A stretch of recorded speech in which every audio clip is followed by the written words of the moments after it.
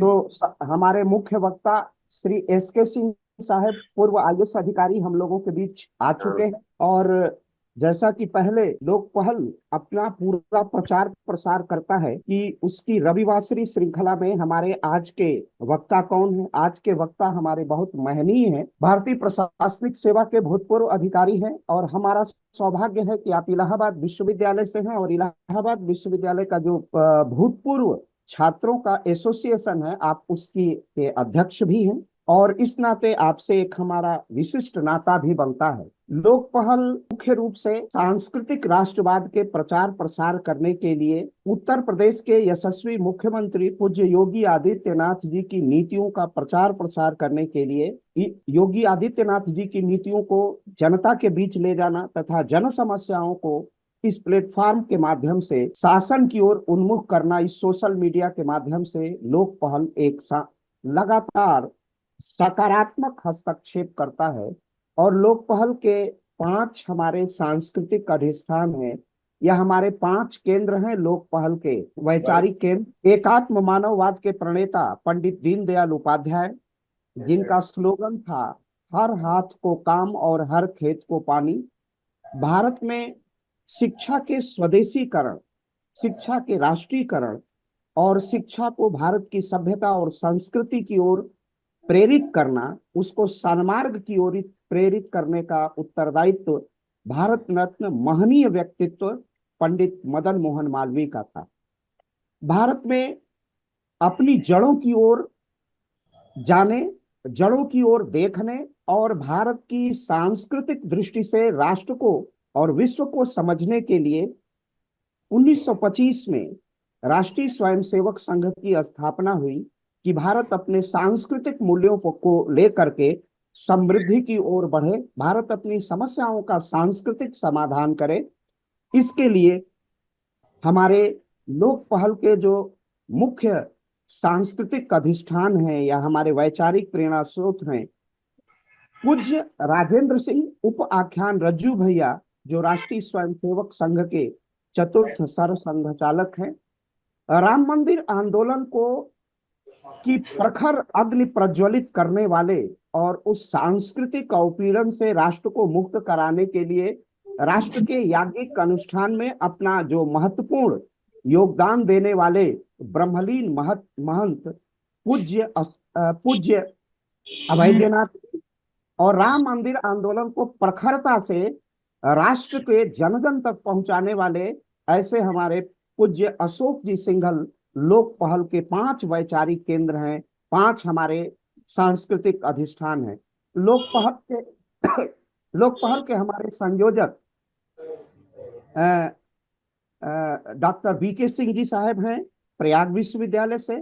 और लोक पहल के जितने हमारे कार्यकर्ता बंधु और भगिनी हैं, उनका सीधा संबंध राष्ट्रीय स्वयंसेवक संघ से है, जिनकी संघ आयु बहुत है।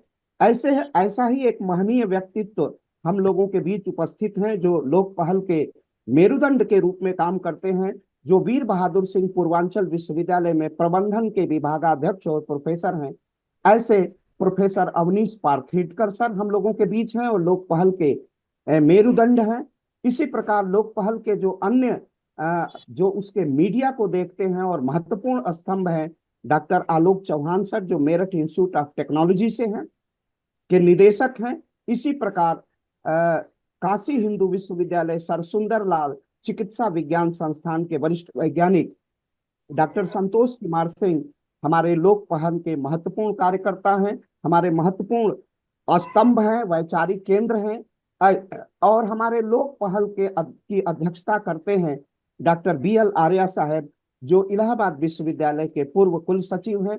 कुल मिलाकर यह लोक पहल पूज्य योगी आदित्यनाथ जी की नीतियों का लगातार प्रचार प्रसार करना है। यह व्यक्ति केंद्रित नहीं है, यह विचारधारा केंद्रित है लोक पहल। और लोक पहल लगातार अनवरत प्रत्येक रविवार को अपनी अपनी रविवासरी व्याख्यान माला इस सोशल मीडिया के माध्यम से, जो जूम ऐप पर आयोजित होती है, और विभिन्न माध्यमों से इसके जैसे फेसबुक, ट्विटर, यूट्यूब पर हम लगातार अपनी बढ़त बनाए रखते हैं। लगातार उसके माध्यम से लोक पहल अपने सांस्कृतिक राष्ट्रवाद को, अपने राष्ट्रवाद को, अपने सामाजिक परिष्कार के कृत्य को निरंतर एक गत्यात्मक ऊर्जा और गतिशीलता, निरंतरता प्रदान करता रहता है। आज का विषय है हम लोग आज का विषय है उद्यमिता भारत के आर्थिक उन्नयन का मार्ग। और इसके लिए हम लोगों ने जैसा पूर्व प्रचार किया है सोशल मीडिया के विभिन्न माध्यम से, लोक पहल के फेसबुक पर, उसके यूट्यूब पर, उसके ट्विटर पर, हर जगह हम प्रचार प्रसार करते हैं कि आज का विषय है उद्यमिता भारत के सन्मार्ग का मार्ग है, भारत के आर्थिक उन्नयन का मार्ग प्रशस्त करेगा। क्योंकि उद्यमिता के बिना हमारे यहाँ एक नेरेटिव, हमारे यहाँ एक पूर्वाग्रह पाल रखा गया है, और वह पूर्वाग्रह औपनिवेशिक काल का है कि भारत की वर्षोन्नति तभी हो सकती है जब व्यक्ति को सरकारी नौकरी मिलेगी। हमारे यहाँ रोजगार का अर्थ सरकारी नौकरी बना दिया गया, जबकि नौकरी, हमारी बेरोजगारी दर 10% है।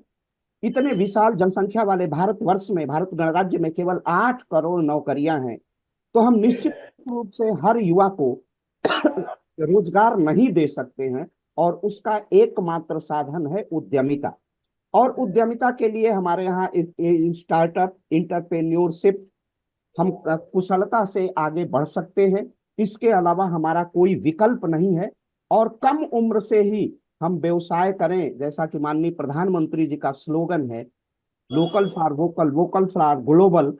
तो हम स्थानीयता को आवाज दें और उसे वैश्विक स्वरूप प्रदान करें। क्योंकि WTO की स्थापना 1 जनवरी 1995 में होने के बाद हम विश्व के व्यापारिक वाणिज्यिक वाणिज्यिक प्रतिबंधों से हम बंधे हुए हैं। फिर भी भारत का उद्यम तभी हो सकता है, भारत का विकास हो सकता है, जब हम उद्यमिता को लगातार बढ़ावा देंगे।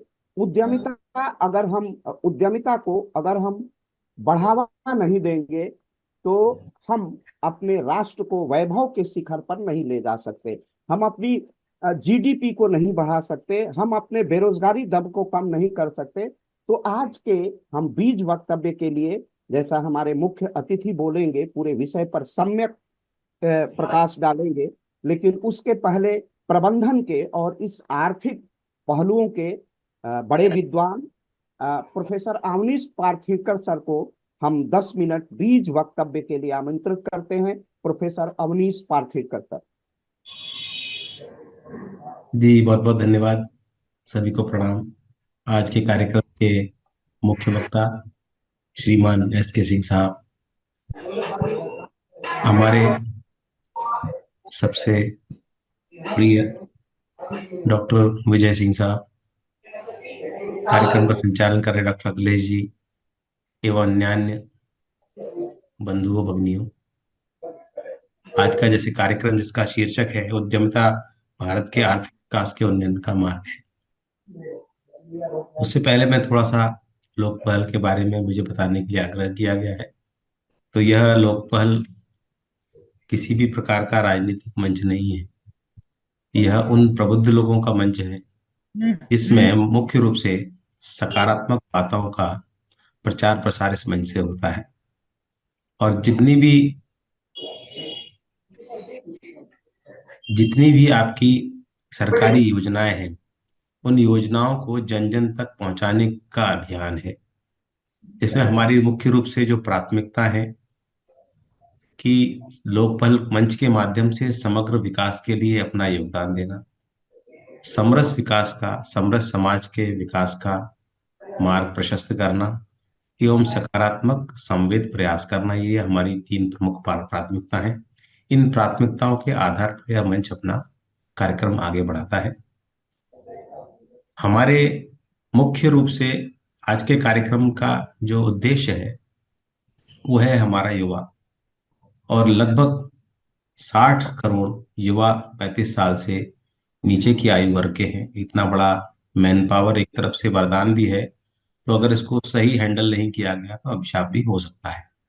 लेकिन संतोष इस बात का है कि वर्तमान में केंद्र सरकार माननीय नरेंद्र मोदी जी के हाथ में है, और हमारा जो प्रदेश सरकार है आदरणीय योगी जी के हाथ में है।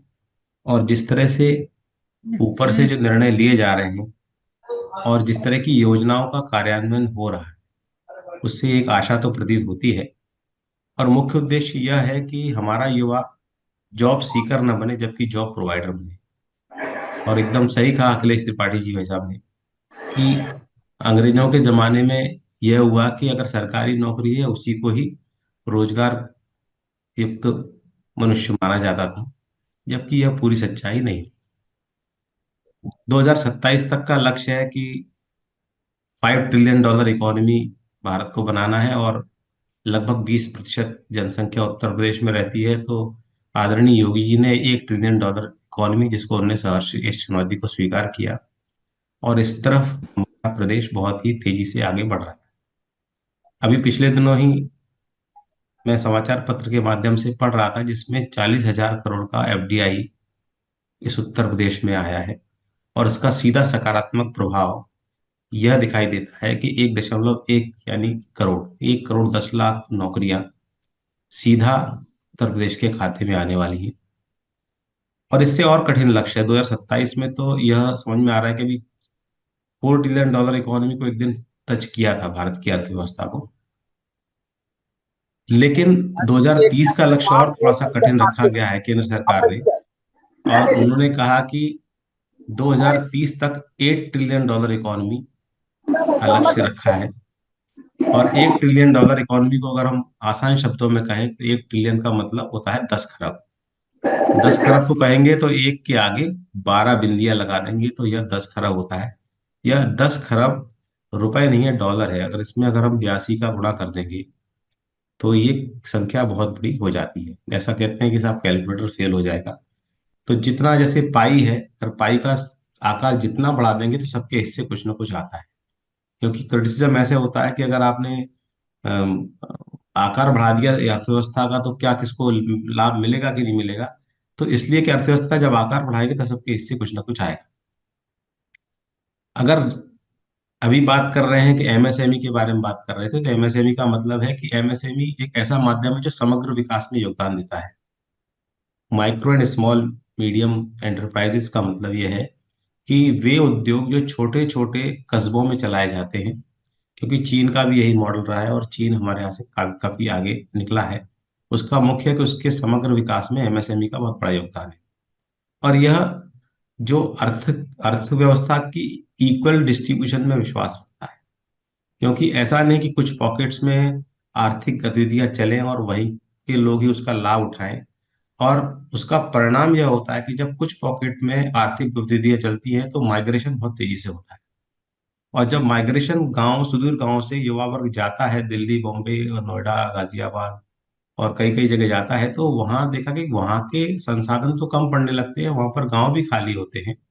और उससे सामाजिक और आर्थिक पिछड़ेपन की स्थिति उस समाज में इकट्ठी होती है जहां से वे युवा माइग्रेट होते हैं। जैसे कुछ वर्षों पूर्व तक देखते थे कि उत्तर प्रदेश और बिहार को एक साथ मुंह से निकलता था कि यूपी बिहार के हैं। लेकिन मुझे गर्व है कि उत्तर प्रदेश का नाम उससे अभी हटा है। क्योंकि एक ऐसा नेतृत्व हमको मिला है कि जब मैं बाहर जाता हूँ, महाराष्ट्र में जाता हूँ, दक्षिण भारत में जाता हूँ, मध्य प्रदेश का मैं चूंकि वहीं पला बड़ा हूँ, तो वहां पर भी बड़े लालायित नजरों से हमसे पूछते हैं कि योगी जी कैसा काम कर रहे हैं। तो बड़े गर्व की अनुभूति होती है और तारीफ सुनने को मिलती है। और मैं देख रहा हूँ कि युवाओं का पलायन भी यहाँ से रुका है। और यही रफ्तार रही तो हो सकता है कि बाहर से भी यहाँ पर लोग आएंगे। और इसी क्रम में कल्चरल टूरिज्म आया है, सांस्कृतिक टूरिज्म आया है, जिसमें हमारे पास कई शहर हैं। इन 3 शहरों पर बड़ा बड़ा अभी फोकस है इस वर्तमान में। अभी पिछले बजट में 2500 करोड़ रुपए आवंटित किए गए हैं आगामी महाकुंभ में। यानी कि प्रयागराज फिर से अगला केंद्र होने जा रहा है। अयोध्या में पिछले 3-4 सालों में 55-50 करोड़ 1000 करोड़ का इन्वेस्टमेंट। और कल मैं खबर सुन रहा था कि आदरणीय मोदी जी जब से इसके काशी के वो बने हैं, अ, सांसद बने हैं, तब से 55,000 करोड़ रुपए वहां इन्वेस्ट हुआ है। ये सब इसलिए है क्योंकि इसमें आर्थिक गतिविधियां इस क्षेत्र में बहुत तेजी से बढ़ रही हैं। जो पूर्वी उत्तर प्रदेश पिछड़ा होने का दंश झेल रहा था, वो मुझे लगता है उससे दूरी मिलेगी। आज का जो कार्यक्रम है उसमें बहुत ही सकारात्मक भूमिका होने वाली है।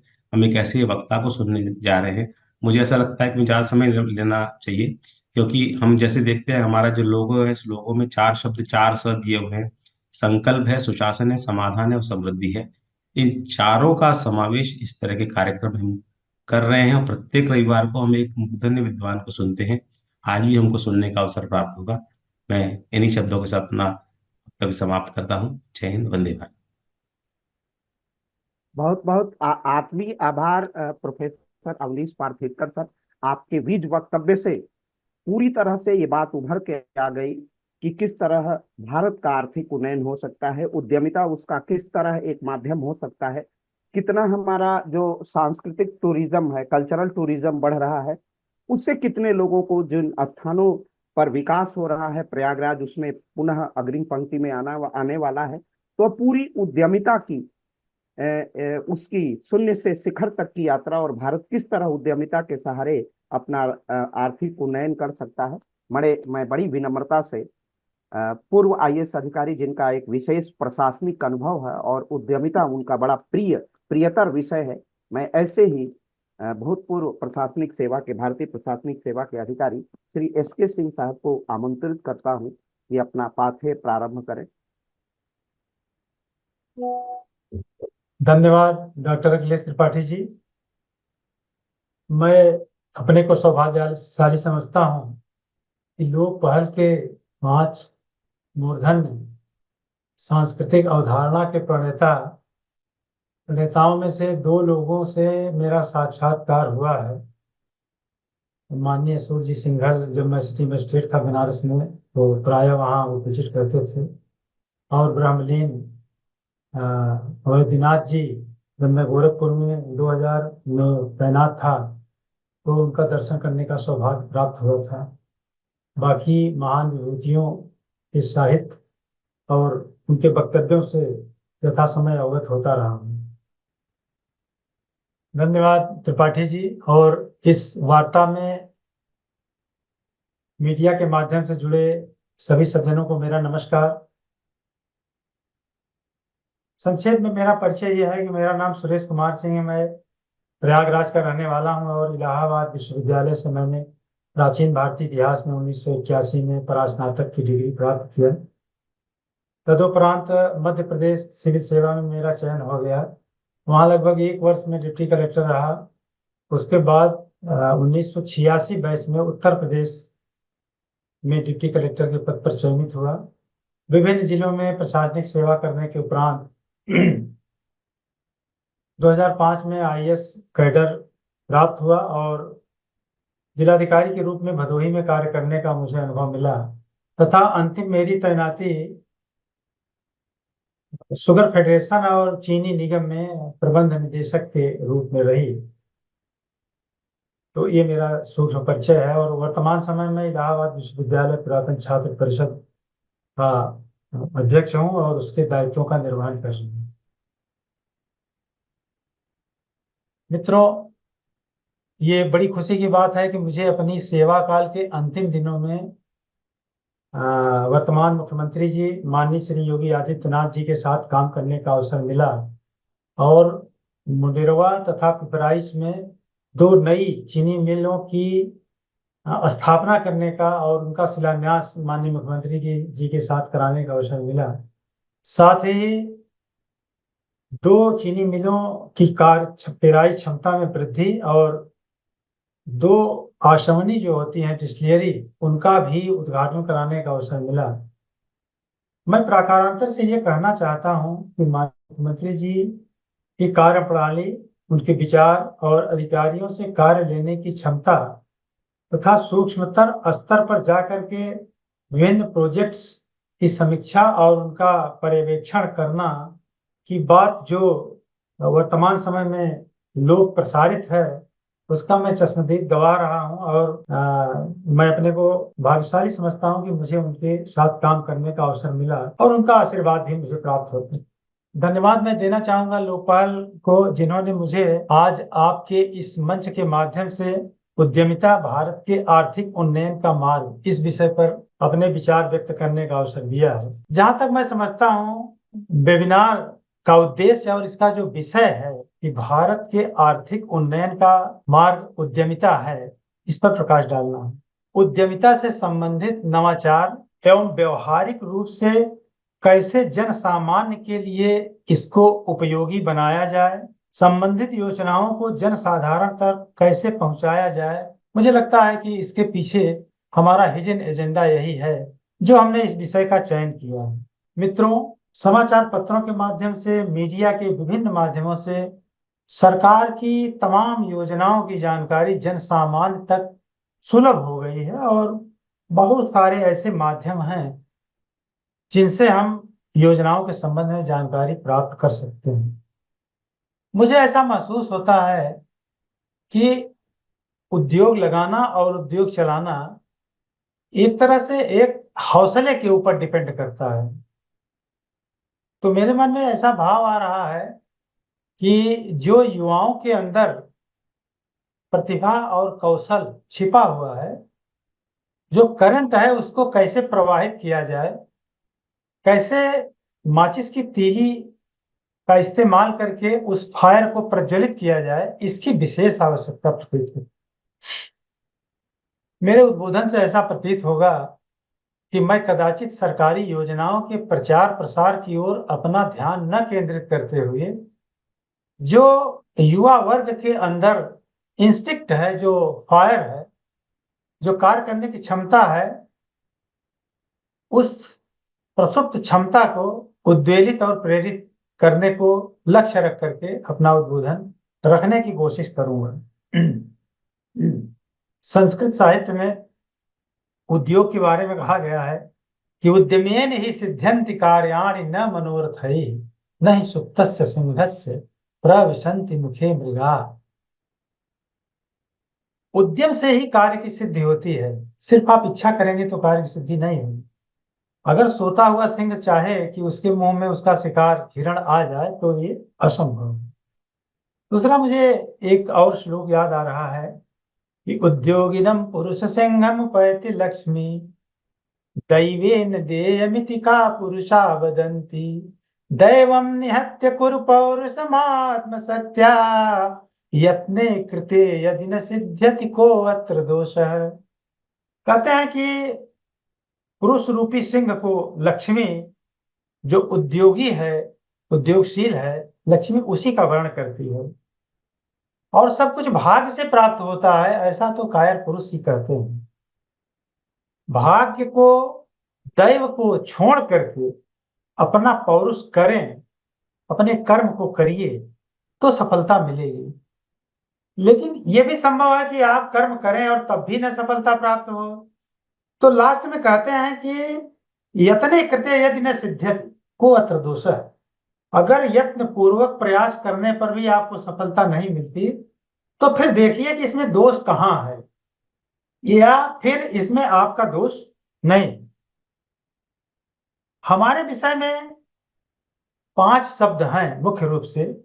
एक तो उद्यमिता है, तो उद्यमिता के महत्व के बारे में मैंने अभी आपसे चर्चा किया। दूसरा, भारत। अभी हमारे प्रस्तुतकर्ता डॉक्टर त्रिपाठी ने सांस्कृतिक राष्ट्रवाद की बात किया। इस संबंध में मुझे महाकवि कालिदास के महाकाव्य कुमार संभव का प्रथम श्लोक का स्मरण हो रहा है। अस्त्युत्तरस्यां दिशि देवतात्मा हिमालयो नाम नगाधिराजः पूर्वा पर्वतो यनिधिवगाह्य स्थितः पृथिव्यामिव मानदण्डः। हमारा भारत देश, जिसके उत्तर में नगाधिराज हिमालय है, दोनों भुजाओं की तरफ पूर्व और पश्चिम में समुद्र अटखेलियां कर रहा है। अस्त्युत्तरस्यां दिशि देवतात्मा हिमालयो नाम नगाधिराजः पूर्वा परो तयव निधिवगाह्य स्थितः पृथिव्यामिव मानदण्डः। ऐसा हमारा भारत देश इस पृथ्वी पर एक मानदंड की भांति स्थित है। मैं ऐसे राष्ट्र की वंदना करता हूँ। ये महाकवि कालिदास ने कुमार संभव में पहले श्लोक में भारत राष्ट्र की वंदना की है। दूसरा, मुझे ऋग्वेद के श्री सूक्त की एक ऋचा का स्मरण आ रहा है, जिसमें ऋषि कहते हैं कि प्रादुर्भूतोस्मि राष्ट्रेस्मिन् कीर्तिम रिद्धिम च ददात मे। मैंने इस राष्ट्र में जन्म लिया है तो मुझे इस राष्ट्र के यश और गरिमा के अनुरूप आचरण करने की शक्ति प्रदान करो। वो माँ लक्ष्मी से ऐसी ऋषि प्रार्थना करते हैं। उद्यमिता के संबंध में मैंने आपसे बताया। अब यह है कि भारत के आर्थिक परिदृश्य के क्षेत्र में उद्यमिता का क्या महत्व है। तो अभी जैसे कि हमारे पूर्व वक्ता बीज वक्तव्य अविनाश जी ने बताया कि भारत में उद्योग की क्या भूमिका है हमारे विकास दर की प्राप्ति में, उसी से इत्तेफाक करते हुए मैं भी अपनी बात कहना चाहूंगा कि देश के विकास में बहुत सारे फैक्टर्स काम करते हैं, जिसमें उद्योगों का अपना महत्वपूर्ण स्थान है। और जो पिछले 2014 से लेकर के आज तक विकास की वृद्धि दर 6.7% चल रही है, उसमें हमारे उद्योगों का एक बहुत ही बड़ा महत्वपूर्ण योगदान बनता है। उद्यमी के लिए एंटरप्रेन्योर शब्द का प्रयोग किया जाता है। हमें बहुत संक्षेप में हम उद्यमी, व्यवसायी, बिजनेस, उद्योग, औद्योगिकरण, इन सब शब्दों के बारे में थोड़ी सी जानकारी रहेगी तो विषय को समझने में अच्छा रहेगा। जब हम स्टार्टअप की बात करते हैं तो उसके पीछे इनोवेशन की बात है कि उसमें कोई ना कोई नवाचार की भावना अवश्य होनी चाहिए। जब हम एंटरप्रेन्योरशिप की बात करते हैं, उद्यमशीलता की बात करते हैं, तो उद्यमशीलता और व्यवसाय से मतलब है कि कोई ऐसा व्यक्ति जो किसी बिजनेस को शुरू करता है, व्यवसाय को शुरू करता है, इस आशा में कि उसे उसमें लाभ प्राप्त होगा और वो आने वाले समय में उस व्यवसाय को व्यवस्थित करने के लिए जो जोखिम लेना पड़ता है उसमें रिस्क लेने की क्षमता होती है, तो ऐसे व्यक्ति को उद्यमी कहते हैं, उद्योगशील व्यक्ति कहते हैं। तो उद्यमी को हम नए विचारों के स्रोत या प्रवर्तक के रूप में मान सकते हैं, जो जिसका एक अपना कंसेप्ट होता है, किसी नए विचार को लेकर के उद्योग की परिकल्पना करता है, उसको शुरू करता है, व्यवस्थित करता है, उसके रास्ते में जो बाधाएं आती हैं उन्हें दूर करता है और सफलता के आयाम तक वो पहुंचना चाहते हैं। अभी डॉक्टर अविनाश ने हमारे सामने ये बात इस तरफ हमारा ध्यान आकृष्ट किया कि हमारे देश की जनसंख्या लगभग 135 करोड़ के आसपास है और उसमें जो कार्यशील लोग हैं, जो काम कर सकते हैं, उनकी संख्या लगभग 60 करोड़ है। 60 करोड़ ऐसे लोग हैं जो 18 से 35 साल के हैं और इसमें 60 करोड़ में लगभग 65% लोग 35 वर्ष की आयु के नीचे हैं और 50% लोग उसके 25 वर्ष की आयु के नीचे हैं। तो ये इसके लिए एक आर्थिक क्षेत्र में, आर्थिक शब्दावली में डेमोग्राफिक डिविडेंड शब्द का प्रयोग किया जाता है, तो या यूथ डिविडेंड जिसे हम कहते हैं। तो डेमोग्राफिक डिविडेंड का तात्पर्य ये हुआ कि वर्किंग एज पॉपुलेशन जो 18 से 35 साल की मानी गई है, मोस्ट इफेक्टिव एज है 18 से 35 साल, तो ये working age population is more than non working population. तो ऐसी जनसंख्या जो वर्किंग एज पॉपुलेशन पर एक तरह से आप कहें तो आश्रित रहती है, वो ये संयोग की बात है कि हमारे देश में इस समय उसका ग्राफ बहुत अच्छा चल रहा है और ये डेमोग्राफिक डिविडेंड की स्थिति हमारे देश में 2055-56 तक रहेगी। ये हमारे लिए बहुत सौभाग्य की बात है। जैसा कि अभी डॉक्टर अविनाश ने भी बताया कि अगर हम इस पॉपुलेशन को अगर हमने सही तरीके से इस्तेमाल किया तो ये, जैसा कि माननीय प्रधानमंत्री जी की कल्पना है कि अमृत काल में हम इसको जो है सुपर पावर्स के रूप में देखना चाहते हैं, तो उनकी कल्पना साकार हो सकेगी। अन्यथा अगर हमने इस युवा वर्ग को कायदे से टैकल नहीं किया, कायदे से डील नहीं किया, तो जैसा कि आप देख रहे हैं आपके पड़ोसी मुल्कों में युवा वर्ग क्या कहर ढा रहा है और उसका स्वरूप कितना बदलता जा रहा है। या आप अपने देश में ये देखें कि देश की आजादी के बाद लगभग पिछले 1.5 दशक के पहले हमारे देश में जो आतंकवाद की स्थिति थी उसके पीछे बेरोजगारी एक बहुत बड़ा कारण है। इससे हम इंतजार नहीं कर सकते हैं।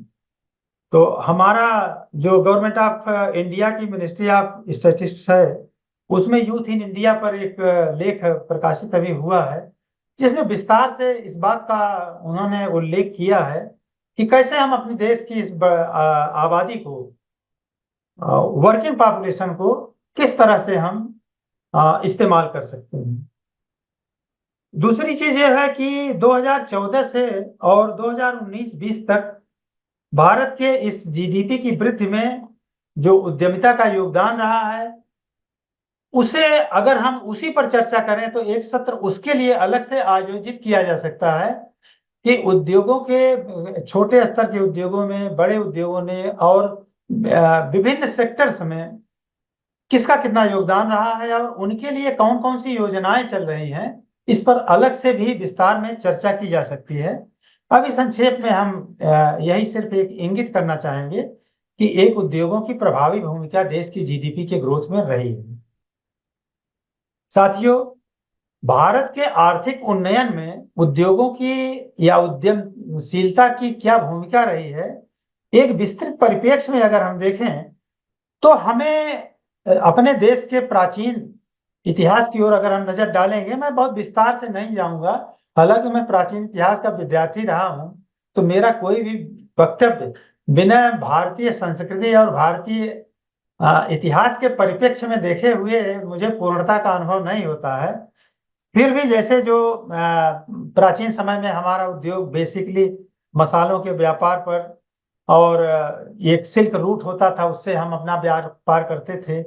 आप देखेंगे कि प्राचीन चीजों की नजीरें वर्तमान में भी कितनी प्रासंगिक हैं। जैसे चाइना जो प्राचीन सिल्क रूट को ही फिर से जीवित करने का प्रयास कर रहा है, या जो हमारे समुद्री मार्ग होते थे वर्तमान समय में माननीय प्रधानमंत्री जी इस बात पर लगे हुए हैं कि समुद्र के माध्यम से कैसे टनल बना करके, रेलवे लाइन बना करके और समुद्री जहाजों के माध्यम से हम अपना व्यापार करें। तो उद्यमशीलता की जो भारतीय प्राचीन परंपरा रही है, वर्तमान परंपरा को उसके परिप्रेक्ष्य में देखा जाना नितांत ही समीचीन है और आवश्यक है। हम उससे अलग करके अपने को नहीं देख सकते हैं। अगर हम मध्ययुगीन उद्यमशीलता की बात करते हैं तो जो गिल्ड का कंसेप्ट है, जो हमारे व्यापारिक समुदाय होते थे, जो हमारा शिल्प होता था, जो हमारे हस्तकला का व्यापार होता था, मुख्य रूप से उस ओर हम अपना ध्यान केंद्रित कर पाते हैं।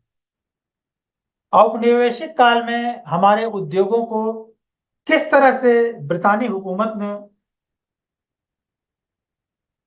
चौपट किया, किस तरह से हमारे कारीगरों के साथ उनके पुश्तैनी धंधों को बर्बाद किया गया, हमारे कृषि में नशाखोरी को बढ़ाने वाली फसलों में इजाफा किया गया, साथ ही जो हमारा पारंपरिक उद्योग धंधा था जिसे बाद में अब हम अपने सुराज में जोड़ने की कोशिश कर रहे हैं, जिस पर विनोबा भावे जी ने बहुत गंभीरता से विचार किया, महात्मा गांधी जी ने जिन कुटीर उद्योगों को बढ़ाने की बात की, वो सारा हमारा उद्यमशीलता एक तरह से नष्ट हो चुकी है। उस पर एक रिवाइवल किए जाने की बहुत आवश्यकता है। जैसा कि लोक पहल का मैं देख रहा हूँ कि जो आपके सिद्धांत हैं, जो आपके विचार हैं, वो इसी के इर्द गिर्द केंद्रीभूत हैं। देश की आजादी के बाद आधुनिक उद्यमिता का उदय एक बहुत बड़ा जिसे टर्निंग पॉइंट कहते हैं, वो आर्थिक जो उदारवाद आया, लिबरलिज्म इन इकोनॉमी आया 1990 में, इसकी बहुत बड़ी भूमिका है। और इस आर्थिक नव उदारवाद के आने से जो एक संशय का वातावरण हुआ हमारे देश का युवा वर्ग, और अगर हम फ्रैंकली कहें तो जो बेरोजगारी की समस्या है, इसके अंदर एक संशय हुई और एक असुरक्षा की भावना आई। क्योंकि हम लोग पारंपरिक रूप से, क्योंकि भारत एक कृषि प्रधान देश कहा जाता है, तो जो हमारे पारंपरिक रूप से काम करने के तरीके थे, उस पर जो ओपन जनरल लाइसेंस प्रणाली आई, इंस्पेक्टर राज की समाप्ति हुई, लाइसेंस प्रणाली में जो परिवर्तन हुआ, एक्सपोर्ट इंपोर्ट में जो सुधार आए और कंप्यूटराइजेशन का जो दौर शुरू हुआ, तो देश के बेरोजगारों में, युवा वर्ग में एक संशय इस तरह का फैला कि हम इसको कैसे फेस कर पाएंगे, और उन तक नवाचार की जो पहुंच है वो बहुत तेजी से नहीं हो पा रही थी।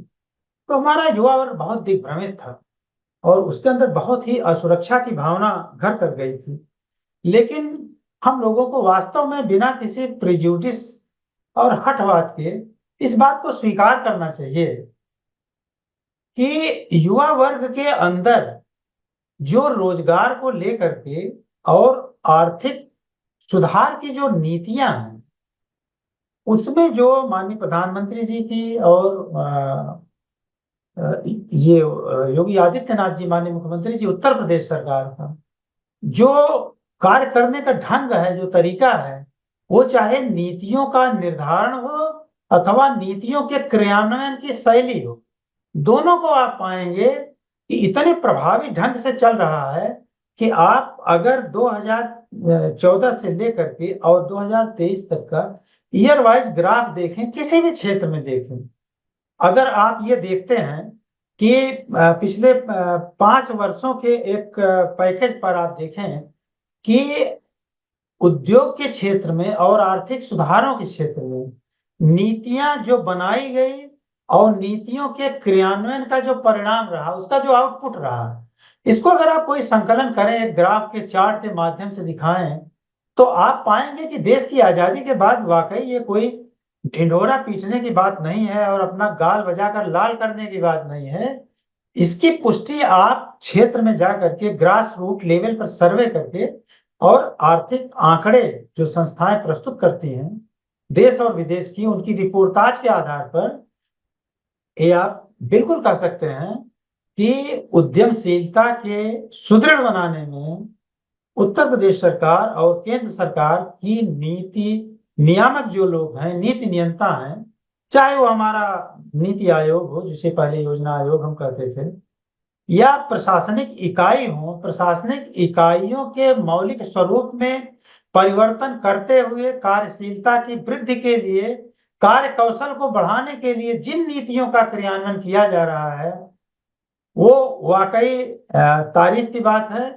और आवश्यकता इस बात की है कि आज लोक पहल जैसे माध्यम बने, जो इनिशिएटिव्स जो हो रहे हैं उनको जो जिसे जरूरत है, जरूरतमंद लोगों तक पहुंचाने का कार्य ये जो आपकी संस्था द्वारा किया जा रहा है, मैं धन्यवाद देना चाहूंगा कि वाकई बहुत अच्छा काम आप कर रहे हैं। और ये जैसे कहते हैं, ये एक तरह का बाटल नेक है उद्यमशीलता और देश के आर्थिक सुधार में।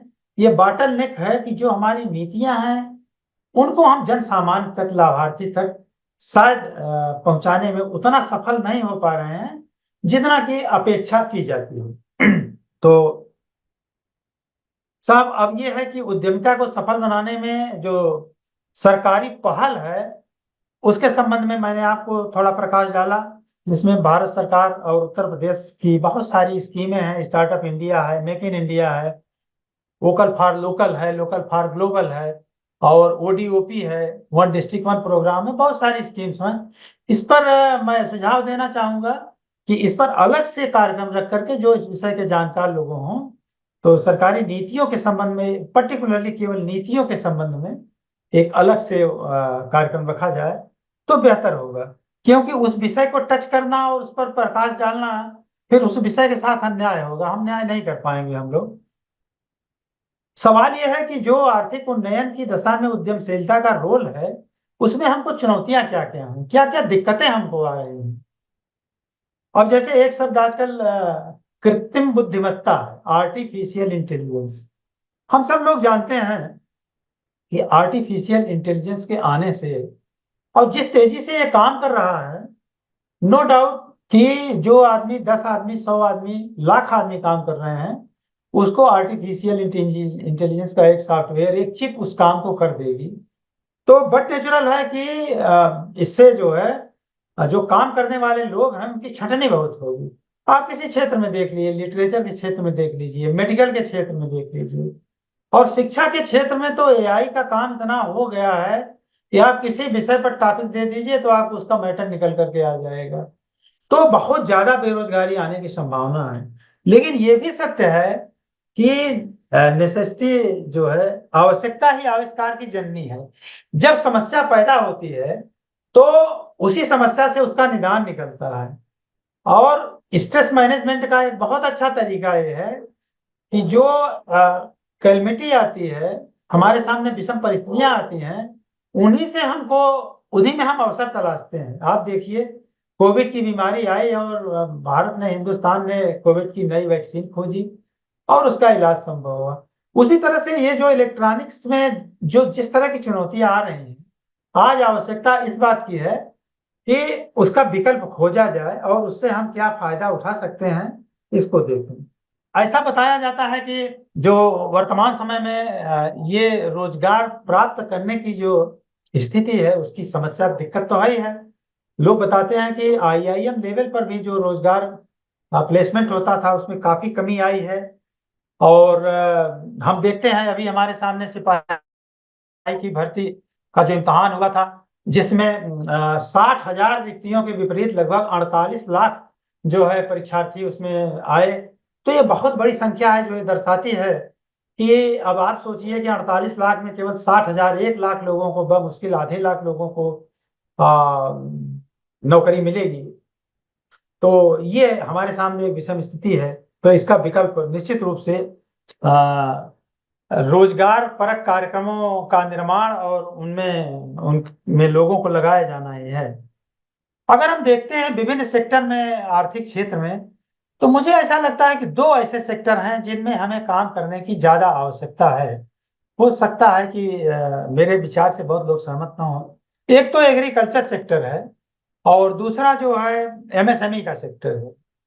क्योंकि एग्रीकल्चर सेक्टर जो है इतना विस्तृत है कि इसमें हमको काम करने के बहुत अवसर हैं और हम काम करने का बहुत स्कोप है। और हमारी जो ये वर्किंग पॉपुलेशन है, बहुत अधिक संख्या में हम इसको इंगेज कर सकते हैं। इस विषय पर भी हम अलग से चर्चा कर सकते हैं कि एग्रीकल्चर सेक्टर में कार्य की क्या संभावनाएं हैं और उसके संबंध में हमारी क्या योजनाएं हैं।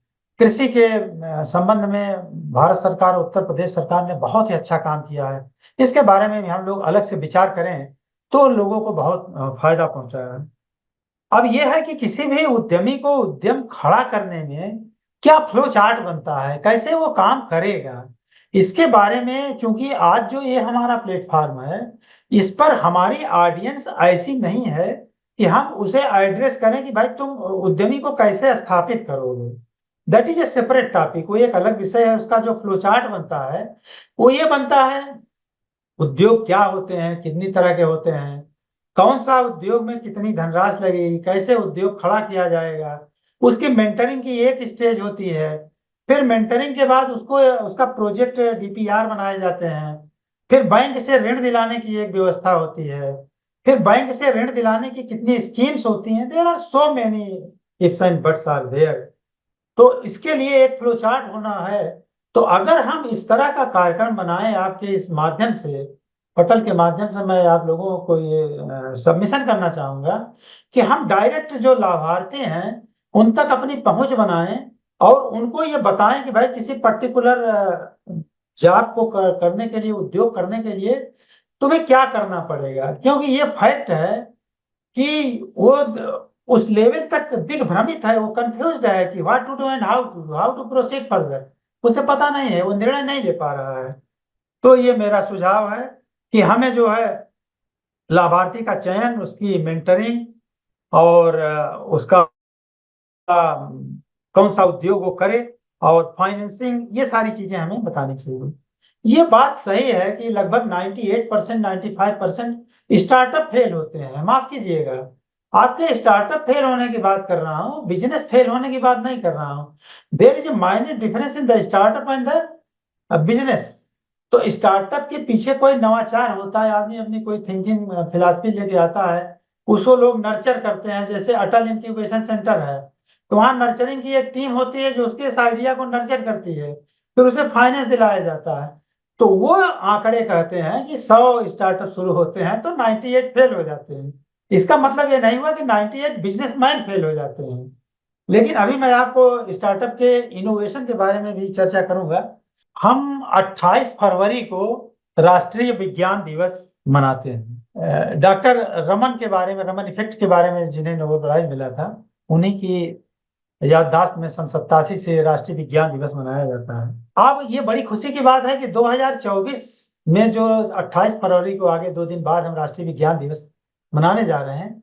इस पूरे साल को की जो थीम है वो है विकसित भारत के लिए स्वदेशी तकनीक। आप सोचिए, जो कंसेप्ट हमारा है, आने वाले साल में जो विज्ञान का फोकस रहेगा, वो जो हमारी स्वदेशी तकनीक है, उस पर बेस करके हम जो नए साल में विज्ञान दिवस 28 फरवरी 2024 मनाने जा रहे हैं। अगले पूरे साल की हमारी थीम ही है कि हमारी विकसित भारत के लिए स्वदेशी तकनीक क्या रहेगी। टेक्नोलॉजी में जो भी हम रिफॉर्मेशन कर रहे हैं, सुधार कर रहे हैं, खोज कर रहे हैं, वो कैसे बेस्ड होगी।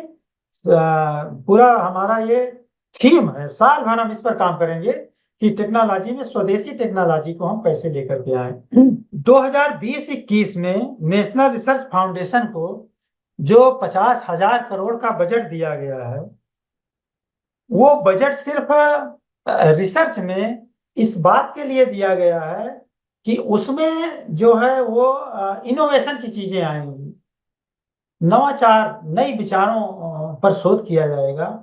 सबसे बड़ी बात यह है कि जो ट्रेडिशनल टॉपिक्स होते थे रिसर्च के, गवर्नमेंट का यह कहना है कि आप ऐसे विषयों पर शोध करें, कराएं, स्वीकृत करें, मान्यता दें जो देश के आर्थिक उन्नयन में सहभागी हों। कंसेप्ट देखिए, तो हमारे माननीय मुख्यमंत्री जी का जो कंसेप्ट है, रिसर्च में 50,000 करोड़ का जो बजट दिया गया है, उसकी थीम यही दी गई है कि नवाचार में ऐसे विषयों, नवाचार बेस्ड ऐसे विषयों पर शोध की प्रक्रिया को प्रारंभ किया जाए जो देश के आर्थिक उन्नयन में, आर्थिक स्थिति को सुधारने में भागीदार हमारे हों। तो साथियों, स्वदेशी रणनीति का क्या परिणाम है, उसके रिजल्ट भी आ रहे हैं, ऐसा नहीं है। आप क्षेत्रों में जाइए, लड़कों से बात करिए, युवा से बात करिए, तो आप ये पाएंगे कि उसका जो मॉरल डाउन था, उसके अंदर एक आकांक्षा का नया संचार हुआ है। और उसको ये लगता है कि जो हमारे ऐतिहासिक पुरोधा रहे हैं, जिनकी हम याद कर रहे हैं, जिनके चिंतन का आप वर्णन करते हो, ये पंचमूर्तियां जिनके सिद्धांतों को लेकर के आप लोग पहल को चला रहे हो, उसको लगता है कि ऐतिहासिक जो हमारे हीरो रहे हैं, जो नायक रहे हैं, चाहे भगवान राम रहे हों, कृष्ण रहे हों, चाणक्य रहे हों, जिन लोगों ने नीतियां बताई हमारे देश को, जिस पर हम बेस करते हैं, जो थिंक टैंक हमारा रहा है, उनके नायकों का जो उभार जब आता है, तो हमारे सामने एक ऐसा परिदृश्य आता है कि हमें लगता है कि नहीं भाई, हम कहीं सोए हुए थे और वाकई बात ऐसी नहीं है जो कि सामने दिखाई पड़ रही या पड़ रही थी। हमें अपने आप को पहचानने की जरूरत है। जो हमारे ऐतिहासिक पुरोधा और नायक राम रहे हैं, भगवान राम रहे हैं, या जो भी नायक हमारे रहे हैं जिनमें हम अपने देश के विकास की छवि देखते हैं, उनकी संदेशों को जो जन सामान्य तक पहुंचाए जाने का अत्यंत धन्यवाद परक आपके द्वारा किया जा रहा है, उसके लिए मैं बहुत धन्यवाद देना चाहूंगा। और एक संस्था है जो इंक्यूबेशन सेंटर होते हैं, जहां स्टार्टअप के नवाचार को प्रमोट किया जाता है, तो startup incubation and innovation centre, SIICC। तो ये लगभग इससे जो है 200 स्टार्टअप को इन्होंने संबद्धता प्रदान किया है। और ऐसे ये 200 स्टार्टअप हैं जो ICC से संबंध है, ये 200 स्टार्टअप किस पर काम कर रहे हैं? केवल स्वदेशी ज्ञान पर काम कर रहे हैं। जो हमारा ट्रेडिशनल ज्ञान रहा है, स्वदेशी को मैं बहुत विस्तार से नहीं कहना चाहता, ये अपने आप में सेल्फ एक्सप्लोर्ड है, सेल्फ एक्सप्लेन्ड वर्ड है स्वदेशी, कि स्वदेशी से क्या अभिप्राय है। तो 200 स्टार्टअप ने काम किया है, जो सिर्फ स्वदेशी नॉलेज बेस पर जिन्होंने काम किया है। तो बजट में जो डिफेंस का बजट है, डिफेंस के बजट में आपको ये जान करके आश्चर्य होगा और खुशी होगी कि 25% बजट गवर्नमेंट ने इसलिए ईयरमार्क किया है कि वो स्वदेशी तकनीक पर रिसर्च करेंगे डिफेंस के सेक्टर में, चाहे वो आर्टिलरी का हो, नेवी का हो, एयरफोर्स का हो। तो जो स्वदेशी तकनीक है उस पर पूरे डिफेंस बजट का 25% उन्होंने ईयरमार्क किया है कि स्वदेशी तकनीक पर आप रिसर्च करेंगे, और उससे जो है जो रिसर्च होगा उसका फायदा हमारे लार्ज स्केल के जो इंडस्ट्रीज हैं और MSME इंडस्ट्रीज हैं उनको फायदा मिल सकेगा। कानपुर IIT को पूरे हिंदुस्तान में NIRF रैंकिंग में प्रथम स्थान प्राप्त हुआ है, और ये जो प्रथम स्थान इनको प्राप्त हुआ है वो इनोवेशन एंड स्टार्टअप के लिए ही मिला है। तो IIT कानपुर को जो फर्स्ट प्राइज स्टार्टअप के क्षेत्र में इनोवेशन के लिए मिला है, वो उन्होंने स्टार्टअप के लिए जो इनोवेशन किया है IIT कानपुर में, उसी लिए मिला है। तो ये मेरा वक्तव्य रहा। मुझे राष्ट्र कवि मैथिली शरण गुप्त जो हैं, उनकी कुछ लाइनें बहुत अच्छी लगती हैं। मैं उनसे अपने प्रवचन की समाप्ति करना चाहूंगा। मानस भवन में आर्य जन जिनकी उतारे आरती, भगवान भारत वर्ष में गूंजे हमारी भारती, हो भद्र भावोद्भाविनी यह भारती है भगवते, सीतापते सीतापते गीतामते गीतामते। तो सीतापते को हम याद करते हैं, रामलला को हम याद करते हैं। बड़ा ही वर्तमान समय अच्छा समय चल रहा है, और गीता मते में हम भगवान कृष्ण से जुड़े हुए हैं, आप सब लोग जानते हैं। भगवान कृष्ण ने गीता में कहा है, अब ये है कि आप पक्ष विपक्ष में बहुत सारे तर्क कर सकते हैं, तर्क का कोई अंत नहीं है, लेकिन उन्होंने उद्यम के क्षेत्र में जो कार्य की परिभाषा दिया और काम कैसे करना चाहिए, तो गीता मते को मैं प्रस्तुत कर रहा हूं कि चातुर्वर्ण मया सृष्टम गुण कर्म विभाग से, गुण और कर्म पर आधारित उन्होंने एक बेस बना दिया कि आगे जो हम काम करने का हमारा तरीका हो गुण और कर्म पर बेस हो, तो कोई विवाद नहीं होगा, देश अपने आप आर्थिक उन्नति के मार्ग पर जाएगा। दूसरा, मैं प्रसाद जी की 2 लाइनों से अपने वक्तव्य को समाप्त करता हूँ। एक प्रेरणादायक लाइनें हैं कि हिमाद्रि तुंग श्रृंग से प्रबुद्ध शुद्ध भारती, स्वयं प्रभा समुज्ज्वला स्वतंत्रता पुकारती, अमर्त्य वीर पुत्र हो दृढ़ प्रतिज्ञ सोच लो, प्रशस्त पुण्य पंथ है बढ़े चलो बढ़े चलो। इन्हीं शब्दों के साथ बहुत बहुत धन्यवाद, बहुत बहुत धन्यवाद। जय हिंद। बहुत बहुत आभार सर। आप केवल विषय के, ये विषय इतना विशाल है और आपकी विद्वत्ता भी, चूंकि आप इलाहाबाद विश्वविद्यालय के भारतीय प्राचीन इतिहास संस्कृति पुरातत्व विभाग से आपका संबंध है, जो इलाहाबाद विश्वविद्यालय में विद्वत्ता की पराकाष्ठा professor Sharma, Govardhan Rai Sharma, BNS Yadav, Jaswant Singh Negi sir, अद्भुत उसमें रहा है भी। किसी ने संस्कृति पर, किसी ने सभ्यता पर, किसी ने आर्थिकता पर अपनी बात कही है, और आपकी पूरी दृष्टि और भारत की जो दृष्टि है वो ऐतिहासिक और सनातन की दृष्टि है, सभ्यता और संस्कृति की दृष्टि है। और भारत की के किसी भी क्षेत्र की अगर व्याख्या की जाए और उसकी दृष्टि में ऐतिहासिक संदर्भ और परिप्रेक्ष्य न हो तो व्याख्या अधूरी ही रहती है। लेकिन हम सबका सौभाग्य है कि आप इतिहास के विद्यार्थी रहे हैं, और जिस विद्वत्ता और सक्षमता के साथ आपने भारतीय पुरुषार्थ को, उद्यमिता को रेखांकित किया है अपने सांस्कृतिक संदर्भ में, वह अद्भुत है। आपने नवाचार को, आपने स्टार्टअप को, और दो क्षेत्रों की विशेष परिचर्चा की, कृषि क्षेत्र और एमएसएमई के क्षेत्र को। अगर अगर इनको हम नहीं छोड़ेंगे और इनका उन्नयन नहीं होगा, महात्मा गांधी ने कहा कि भारत की आत्मा गांव में बसती है और गांव की आत्मा खेत मजदूर और किसान है। और किसान अगर भारत की उद्यमिता में सहयोग नहीं करता है, अब तो हम यह दावा प्रतिदावा कर सकते हैं कि भारत में 100 स्टार्टअप रोज शुरू हो रहे हैं। और स्टार्टअप का सर आपने बताया कि एक नवाचार के साथ एक शोध भी है, लेकिन स्टार्टअप की एक परिभाषा का छोटा सा भी है कि हम नए उद्यम की आरंभ भी करते हैं, और उस उद्यम की खोज भी है, उद्यम की पारंपरिकता भी है।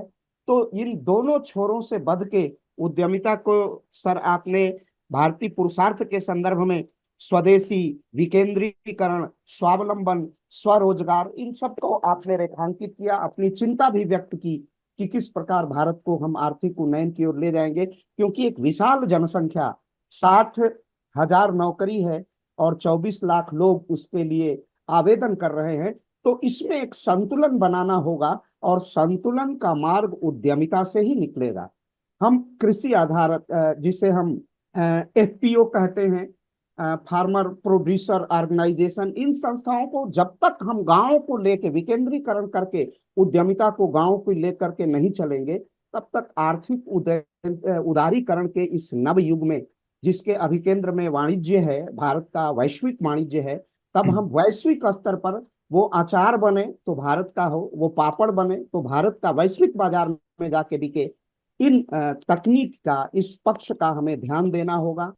पेटेंट में हमें आगे बढ़ना होगा। आपने 28 फरवरी को रमन जिस पर विज्ञान दिवस मनाया जाता है, और जिसे हम रमन इफेक्ट कहते हैं, उसका इस बार का स्लोगन सर आपने जैसा बताया, भारत के लिए स्वदेशी तकनीक, स्वदेशी ही से स्वावलंबन की ओर हम अग्रसर हो सकते हैं, और तभी भारत का आर्थिक उन्नयन हो सकता है। दूसरा कोई मार्ग नहीं है। और स्वदेशी कोई साधारण सी अवधारणा नहीं। आपने संकेतों में कहा, जब हम संक्रमण काल में थे तो अपनी वैक्सीन को की खोज की, जब हम संक्रमण में होते हैं तो हमारे पास उद्यमिता, स्किल्ड भी बढ़ती है, तो उसको भी बढ़ाने की जरूरत है। और उसको हम लगातार, जैसे उसमें हम समानांतर रूप से उसमें वृद्धि करते जाएंगे, गुणात्मक रूप से वृद्धि करते जाएंगे, तो हमारी हमारी स्थिति स्पष्ट होती जाएगी। भारत लगातार उद्यमिता की ओर अग्रसर होता जाएगा, आर्थिक उन्नयन की ओर हो जाएगा। उदारीकरण के युग में भी हम अपने अपने क्षेत्र में उद्यमिता का विकास कर सकते हैं, कौशल विकास कर सकते हैं। इसके लिए सरकार की योजनाएं बहुत हैं। आपने केवल उसके मूल्य, उसकी आत्मा का स्पर्श किया है, और हम सबको बहुत ही यह रोचक लगा है। और हमारे श्रोताओं को, और जो हमारा सदप्रयास है कि जिस सदप्रयास के तरफ हम लोग बढ़ेंगे, हमारा संकल्प है, हमारी उद्यमिता है, हमारा प्रोत्साहन है, तो उस सुशासन के माध्यम से हम समृद्धि को प्राप्त करेंगे। जो लोक पहल का ध्येय है, हमारी निष्ठा है, उसे हम निश्चित रूप से प्राप्त करेंगे। सर आपके इस विचार से, और बहुत वैदिष्यपूर्ण विचार से, हमारे श्रोता भी लाभान्वित होंगे। आप हमारे परिवार के ही अंग हैं, हमारे विश्वविद्यालय के आप नररत्न हैं, और वो भी प्राचीन इतिहास। तो भारत के, अगर इलाहाबाद विश्वविद्यालय प्रयागराज के ज्ञान की परंपरा को, की जो त्रिवेणी है और जो संगम है, वह प्राचीन इतिहास भी भाग है। और उसके स्वनामधन्य नवरत्न भारत के विभिन्न प्रशासनिक सेवाओं में अपना योगदान और हस्तक्षेप सकारात्मक रूप से करते आ रहे हैं और करेंगे।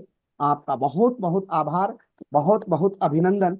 और हमारे इसकी परंपरा है कि हम अपने अतिथि का औपचारिक धन्यवाद करते हैं। तो मैं डॉक्टर हर्ष, मुझे सुन रहे हैं डॉक्टर हर्ष? जी जी जी जी जी जी जी। तो हमारे युवा, हमारे साथ असिस्टेंट प्रोफेसर अर्थशास्त्र विभाग हैं, और मेरे ही सहयोगी हैं मेरे साथ, ईश्वर शरण पीजी कॉलेज में असिस्टेंट प्रोफेसर हैं, और विचार से कवि भी हैं। अपना की रचना धर्मिता करते हैं। तो लेकिन आज उनको धन्यवाद ज्ञापन के लिए कि सर का औपचारिक संक्षिप्त धन्यवाद करें और विषय पर की डॉक्टर हर्षमणि से। जी जी। धन्यवाद डॉक्टर अखिलेश त्रिपाठी सर। उद्यमिता जैसे एक महत्वपूर्ण विषय पर आईएएस अधिकारी और तमाम सारे अनुभव के साथ श्री एसके सिंह साहब का आज पाथेय प्राप्त हुआ। उन्होंने उद्यमिता के जो तमाम सारे जो महत्वपूर्ण आयाम हैं, ऐतिहासिक दृष्टिकोण से लेकर आधुनिक दृष्टिकोण में किस तरीके से उद्यमिता में समय के साथ जो एक तब्दीली आ रही है और उस तब्दीली को चुनौतियों के रूप में जो भारत का जनमानस है, या जिसको कहें कि जो जिसका शब्द इस्तेमाल किया सर ने, यूथ डिविडेंड्स, डेमोग्राफिक डिविडेंड्स, उसको किस तरीके से इस्तेमाल कर रहा है। मैं देखता हूं कि अगर शिक्षा में ही बात करें, नई शिक्षा नीति जो है वो फलक पर है और उस पर काम चल रहा है। अगर उसी को लेकर अगर आप बात करें तो उसमें काफी सारे परिवर्तन किए गए हैं, और ये परिवर्तन इस दृष्टिकोण के हैं कि जैसे उसमें मल्टी डिसिप्लिनरी एस्पेक्ट्स की बात करी गई, ताकि युवाओं को किस तरीके से जोड़ा जाए। और जो सर ने अपने उद्बोधन में जैसा कि प्रारंभ में ही किया कि ये एक सेल्फ अर्ज है, और इसकी इसकी जो प्रेरणा है ये हमें, ये हमारा इत्तेफाक है, ये हमारा कोइंसिडेंस है कि ये प्रेरणा हमें अपने अतीत से ही मिल मिल सकती है, मिल रही है। हमें इसको कोई बाहर से इंपोर्ट करने की जरूरत नहीं है, ये हमें अपने अतीत से ही मिलती है। आप देखें कि गुप्त काल में जो शिक्षा का प्रबंधन है उसमें जो व्यवस्था है कि जो विद्यार्थी हैं वो विद्यार्थी अपने अपने शिक्षा ग्रहण घर से दूर कर रहे हैं, और अपनी शिक्षा का जो होने वाला जो आवश्यकताएं हैं, जैसे भोजन की आवश्यकताएं हैं, तो वो समाज से कर रहे हैं। तो एक पूरक के रूप में जो एक अवधारणा है कि समाज आपको आपका पोषण कर रहा है, और आप समाज को क्या दे रहे हैं कि आप जब भिक्षा के लिए जा रहे हैं तो आप समाज की विसंगतियों पर अपना ध्यान दे रहे हैं। तो ये जो एक कंसेप्ट था, जो अपने आप में एक परिपूर्ण अवधारणा थी, जो भारतीय जिसके मूल में अर्थव्यवस्था थी, जिसके मूल में परिवार है, आप चाहे परिवार कहें चाहे आप उसे अर्थव्यवस्था कहें, उसके जो तमाम सारे आयाम हैं, इन सब के लिए जो एक स्वावलंबन की भावना थी, जिस पर कि जिसके अलग अलग सर ने इस बात पर भी जिक्र किया कि जो हाल के नतीजे आ रहे, वो चाहे ease of business doing report की बात हो, अब भारत में काम करने के जो अवसर हैं, जो उद्यमिता लगाने के जो अवसर हैं, उन अवसरों में आसानी आई कि पूरा का पूरा इकोसिस्टम बदल गया है। आप सर ने ये भी जिक्र किया कि ओजीएल जब आया था, ओजीएल से पहले भारत में अगर कोई व्यक्ति उद्यम प्रारंभ करना चाहता था तो उसे 1 साल से ज्यादा का समय लगता था, इतने सारे क्लियरेंस होते थे। और अगर बाय द वे वो उद्यम उसे बंद करना हुआ तो 1 साल से भी ज्यादा का समय लगता था।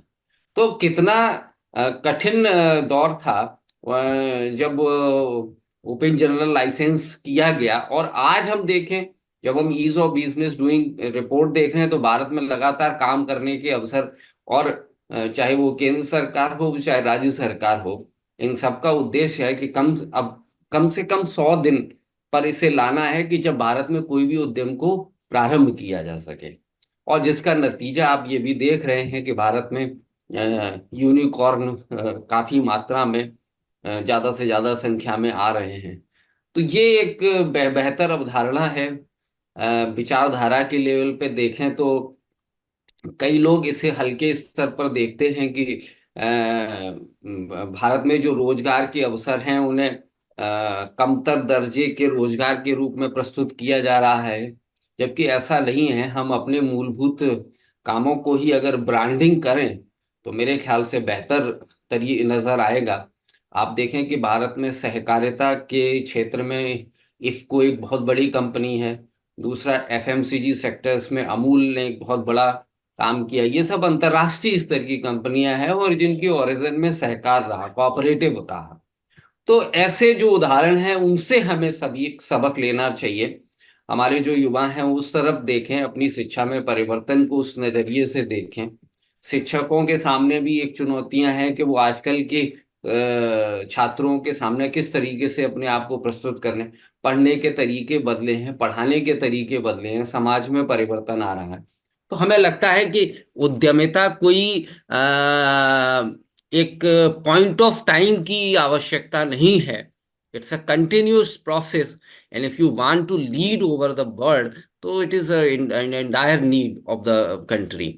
तो मुझे लगता है कि आज के इस महत्वपूर्ण उद्बोधन पर श्री एस के सिंह, जो इलाहाबाद यूनिवर्सिटी के मेट्स भी रहे हैं, मुझे लगता है इस पटल पर जितने ज़्यादा से ज़्यादा लोग जुड़े हैं, काफ़ी लोग जो है जिनका संबंध कहीं ना कहीं इलाहाबाद विश्वविद्यालय के अलग अलग विभागों से रहा है, तो ये एक बहुत बड़ा कोइंसिडेंस है। और देख के फक्र महसूस होता है कि हम उसी परंपरा को लगातार आगे बढ़ाते जा रहे हैं। और आज इस महत्वपूर्ण परिचर्चा पर श्री अविनाश जी पाथेकर जी का भी बीज वक्तव्य हम लोगों को प्राप्त हुआ। मैं उनका भी बहुत बहुत आभार प्रकट करता हूँ। दिल्ली से हमारे अनुज आशुतोष सिंह तोमर जी भी जुड़े हुए हैं, उनका भी बहुत बहुत आभार। बीके सिंह भाई साहब भी मुझे दिख रहे थे, तो भाई साहब का भी बहुत बहुत इस पटल पर शोध छात्र सनी कुमार और ऐसे तमाम सारे जो लोग हमको ऑनलाइन सुन रहे हैं, मैं उन सभी का बहुत बहुत आभार प्रकट करता हूँ। इस कुशल कार्यक्रम, इस संयोजन की कुशलता के लिए, अब उसकी पटकथा और बीज वक्तव्य और वक्तव्य के लिए निर्धारण और उसका संयोजन करना और उसे पूरा एक विचार एक पटल पर लाना, डिस्कशन पर लाना, उसके लिए बड़े भाई डॉक्टर अखिलेश त्रिपाठी जी, उनका भी बहुत बहुत इस मंच पर स्वागत है। और लोक पहल जो मेरठ की टीम जो इस पूरी परिकल्पना को संचालित करती है, उन सभी का बहुत बहुत आभार। Doctor Akhilesh Tripathi sir. बहुत बहुत आभार इस सुंदर धन्यवाद ज्ञापन के लिए। डॉक्टर साहब, आप अर्थ के अर्थशास्त्री हैं और युवा कवि भी हैं, साहित्यकार हैं, तो आपकी दृष्टि इसमें सबसे सम्यक। आपने सर के पूरे वक्तव्य को समेटने का बहुत कुशलतापूर्वक प्रयास किया है और उसमें आप 100% सफल हैं। आज हमारे बीच श्री एस के सिंह साहब रहे, वो एक बिल्कुल पांडित्य से परिपूर्ण वक्तव्य हम लोगों को सुनने को मिला है। इसमें तो लगातार हम लोग 3 वर्षों से निरंतरता है, लेकिन अपने बड़े अग्रज के रूप में इलाहाबाद विश्वविद्यालय के, चूंकि स्नातक, परास्नातक, विधि स्नातक हम लोगों ने डिफिल यहीं से किया है, तो अपने बड़े भाई को पाकर, अपने अग्रज को पाकर, अगुआ को पाकर बहुत हम धन्य हुए और अभिभूत इस रूप में है कि हमारी की जो सारस्वत परंपरा है वो आज भी विद्यमान है। और सर, अब नई पीढ़ी पर वो दायित्व है कि हम लोग अपने विद्यार्थियों में वो रोपे कि उसमें से फिर ऐसे ही श्री एस के सिंह जैसे बहुत ही महनीय गंभीर अध्येता। और आपने सर सुशासन की बात की कि लोक प्रशासन, मैं तो राजनीति विज्ञान पढ़ाता हूँ, बड़ी सूक्ष्मता से आपने उसकी व्याख्या की कि नीति निर्माण, निर्णय निर्माण और उसमें किस प्रकार गतिशीलता आ रही है। यह पूज्य योगी आदित्यनाथ जी की कार्य कुशलता और अद्भुत मुख्यमंत्रित्व का जो प्रशासनिक कार्य कौशल है उसमें देखने को मिलता है। आप एक प्रशासक के रूप में भी पूरे उत्तर प्रदेश के प्रशासन को देखे हैं और प्रयागराज की धरती पर आप जन्म लिए हैं और वही धरती है जहाँ सबसे बड़ा बड़ा यज्ञ हुआ था, यह वही धरती है, यह आपका सौभाग्य है। तो आपने भारत के गांव को देखा है, ग्रामीण पृष्ठभूमि है, और फिर आपने प्रशासन का इतना नीरछीर विवेक प्रस्तुत किया है कि हम सभी अभिभूत हैं। और सर, हमारे विचार परिवार के ही आप हैं। मैं चाहूंगा कि अपने संयोजक डॉक्टर वीके सिंह साहब से चाहूंगा कि सर, आपका वक्तव्य अभी मन भरा नहीं है, अभी तो आपने केवल स्पर्श भर किया है, कि हम आपको एक बार और सुने, विस्तार से सुने। और सर से मैं निवेदन करूंगा कि आप लोक पहल के एक वटवृक्ष हैं, जैसा वटवृक्ष प्रयाग विश्वविद्यालय में पोतरामी तोत आर्बोरिस के रूप में है, आप उसी श्रृंखला के एक महत्वपूर्ण कड़ी हैं। आप जितनी शाखाएं, उतने वृक्ष का निर्माण करने वाले आप दैदीप्यमान नक्षत्र हैं, हमारे हैं। तो आपका बहुत बहुत अभिनंदन। प्रोफेसर अवनीश पार्थिकर सर जो अत्यंत विद्वान हैं और उनमें बहुत गंभीरता है विषय के प्रति, और राष्ट्रीय स्वयंसेवक संघ के ऐसे स्वयंसेवक हैं, पदाधिकारी, दायित्वधारी कार्यकर्ता हैं कि जिनका एक विशिष्ट संघ आयु जिनकी है और जिनका विशेष सामाजिक जीवन में हस्तक्षेप है, उनका भी हृदय से अभिनंदन और स्वागत है। आप अपने ही हैं, बहुत बहुत अभिनंदन आपका, बहुत बहुत वंदन।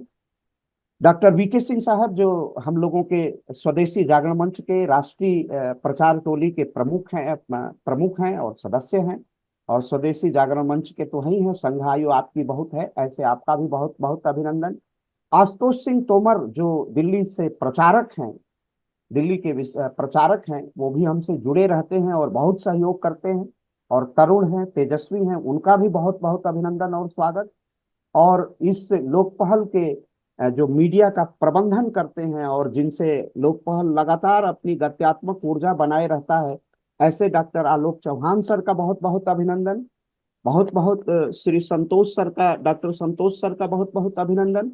इन सबका सहयोग, प्रेरणादायी मार्गदर्शन professor Avneesh sir, Avinash sir, doctor Vijay Singh sir, इनका प्रेरणादायी मार्गदर्शन ही हम लोगों को कि अविराम कुछ भी रहे हमारी ये यात्रा लोक पहल की चलती रही है, तो हमारे इन्हीं नेतृत्वकर्ता, अगुआ, विद्वान और नेतृत्व में बहुत कुशल और अपने अनुजों पर भरोसा करने वाले, विश्वास करने वाले, अपने कार्यकर्ताओं पर विश्वास करने वाले ऐसे नेतृत्वकर्ताओं का बहुत बहुत अभिनंदन। बहन कनिष्का का बहुत बहुत अभिनंदन, जो बहुत कार्यकुशलता से मेरठ से ये कार्यक्रम को संचालित करती हैं, उनका बहुत स्वागत। और सर आपका बहुत बहुत आपको प्रणाम, धन्यवाद। और जल्दी ही हम लोग आपसे मिलने का सद प्रयास करेंगे। आज सर मन अभी भरा नहीं है, अभी आप में वो साहित्य की जिसमें संस्कृत है वही संस्कृति है, और आप में वो तत्व देखने को मिला, वह उत्स देखने को मिला, और फिर हिमाद्रि तुंग श्रृंग से प्रबुद्ध शुद्ध भारती से आपने उसका समापन किया। अद्भुत है, अविस्मरणीय है। आपको बहुत बहुत नमस्कार। नाम मेरा लोकपहल की तरफ से आपका बहुत बहुत अभिनंदन।